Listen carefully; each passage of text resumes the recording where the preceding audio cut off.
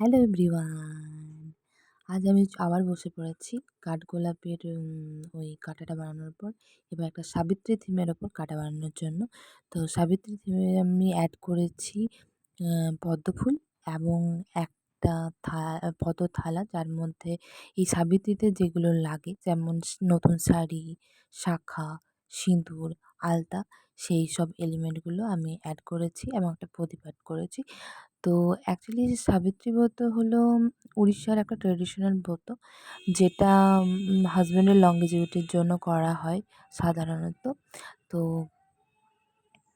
সেখানে একটা ইন্টারেস্টিং নিয়ম আছে যে এই ব্রত করার জন্য নতুন শাড়ি কিনতে হবে, শঙ্খা কিনতে হবে এবং সিঁদুর আর আলতা, সেগুলো পুজো করিয়ে তারপর সেগুলো পুজো করার পর সারাদিন পরে থাকতে হবে।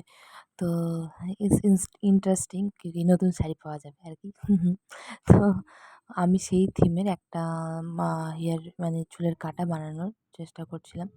তো এই দেখো, এটার মধ্যে একটু এলিমেন্ট এড করে এবার এটাকে সুন্দরভাবে কালার করে দেবো। একদম ন্যাচারাল লাগার জন্য তার মধ্যে আলো ছায়া ব্যাপারটা যতটা আমি পেরেছি সেটা ফুটিয়ে তোলার চেষ্টা করেছি। আর পুরোটা সুন্দরভাবে কালার করেছি। এরপর পাতাটা করে নিলাম এবং সেখানে সুন্দরভাবে এলিমেন্টগুলো একটু হাইলাইট করে দিলাম। আন ওই আলতা, শাঁখা, তারপরে সিঁদুর কৌটো, প্রদীপ, এগুলো সব সুন্দরভাবে। আর আমার যেহেতু শাড়ির কালারটা সাদা এবং লালের মধ্যে ছিল, তো সেই জন্য আমি এই শাড়ির কালারটাও লাল সাদা পুরো করেছি এবং মিডিলে ছোট গুটি বা টেক্সচার অ্যাড করেছি। তো এইভাবেই আমি সুন্দরভাবে করে নিয়েছি আমি যতটা পেরেছি সেই হিসাবে। এই চলছে আমার ওয়ার্ক। আর এবার প্রদীপটা সুন্দরভাবে কালার করে সেখানে সুন্দরভাবে সলতের কালারটাও আমি অ্যাড করে দিলাম, যাতে একটু রিয়েলিস্টিক লাগে দেখতে, আর কিছু না। তো মোটামুটি আমার রেডি। এবার শুধু উডেন কালার করে দেবো পুরো ট্রায়াঙ্গেলের যে বাকি পার্টগুলো আছে, পুরো কাটটা রেডি একদম।